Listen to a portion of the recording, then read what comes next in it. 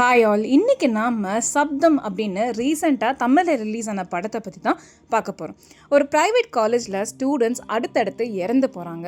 அந்த ஸ்டூடெண்ட்ஸ் இறந்து போகிறதுக்கான ரீசன் பேய்கள் அப்படின்னு ஒரு ரூமர் பரவுது. இது உண்மையாலுமே பேய்கள் தானா இல்லை வேறு ஏதாவது விஷயமா அப்படின்னு அந்த காலேஜோட பிரின்சிபல் கண்டுபிடிக்கணும் அப்படின்னு சொல்லி ஒரு பர்சனை உள்ளே கொண்டு வராங்க. அவர் தான் நம்ம ஹீரோ. ஸோ இவரோட வேலை என்னென்னா, பேய்கள் கூட இன்டராக்ட் பண்ணி எந்த விஷயத்துக்காக இப்படிலாம் பண்ணுறீங்க அப்படின்னு தெரியப்படுத்தி அதை க்யூர் பண்ணுறது தான் இந்த வேலை. ஸோ இங்கே ரீசர்ச் பண்ணுறாரு, ஏன் இந்த ஸ்டூடெண்ட்ஸ்லாம் இறந்தாங்க, எப்படி இறந்தாங்க, ஒரு கனெக்டிவிட்டி கொண்டு போகும்போது அவருக்கு ஒரு உண்மை தெரிய வருது. இங்கே நிஜமாலுமே பேய்கள் இருக்குது அப்படின்னும் அந்த பேய்களோட பழிவாங்கிற எண்ணம் தான் இந்த ஸ்டூடெண்ட்ஸ் கொல்லப்படுறாங்க அப்படின்னும் தெரிய வர, என்னதான் நடந்திருக்குன்னு ஒரு காலகட்டத்துக்கு போய் பார்க்கும்போது இங்கே டயானான்னு ஒருத்தவங்க இருந்திருக்காங்க. அவங்க இந்த மனநல பாதிக்கப்பட்ட குழந்தைங்க எல்லாத்தையுமே எடுத்து வளர்த்துறாங்க.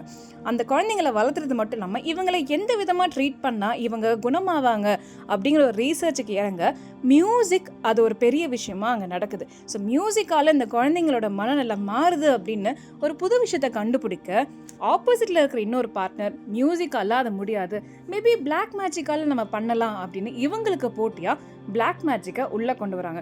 ஸோ பிளாக் மேஜிக்கை உள்ளே கொண்டு வரும்போது அந்த இடத்துல வவ்வால்களோட சவுண்டை இங்கே பெரிய ஆயுதமாக பயன்படுத்துகிறாங்க. அது மட்டும் இல்லாமல் அந்த மனநல பாதிக்கப்பட்ட குழந்தைங்க மேலே டெஸ்ட் பண்ண ஒவ்வொரு குழந்தைங்களும் இறந்து போகிறாங்க. கிட்டத்தட்ட 42 அங்கே மனநல பாதிக்கப்பட்ட குழந்தைகள் இறந்து போகிறாங்க. இது எல்லாருமே ஒரு காலகட்டத்துக்கு அப்புறம் அது அப்படியே முடிஞ்சிருது. பட் இப்போது அந்த சிச்சுவேஷனை பேஸ் பண்ணி தான் இந்த பேய்கள் எல்லாமே வராங்க. அதாவது இவர் அந்த பேய் கூட இன்ட்ராக்ட் பண்ணும்போது இவருக்கு கிடைச்ச பெரிய ஒரு நாய்ஸே என்னன்னு பார்த்தோம்னா அந்த வவ்வால்களோட சவுண்டு. அப்போ தான் இவருக்கு தெரியுது இங்கே 1-2 பேய் இல்லை 42 பேய் இருக்குது அப்படின்னும். இந்த பேயை எழுப்பி விட்டது யார் அப்படின்னா இந்த டயானா அப்படின்னு சொல்கிறாங்க. ஆனால் டயானா இன்னமும் உயிரோடு தான் இருக்காங்க அப்படின்னு டாக்டர் சர்டிஃபிகேட் கொடுக்க, இது எப்படி தான் நடக்குது அப்படின்னு பார்க்குறப்போ அவங்க கோமா ஸ்டேஜில் இருக்காங்க.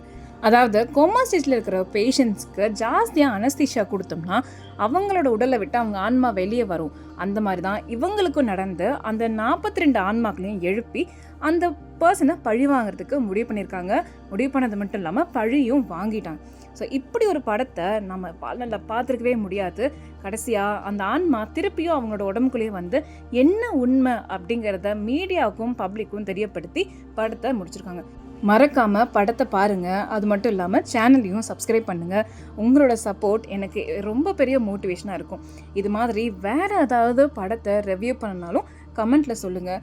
ஸோ கொஞ்ச நாளைக்கு அப்புறம் என்னோடய லாங் வீடியோஸ் வரும், அதுக்கும் ரெடியாக இருங்க. Thank you and bye.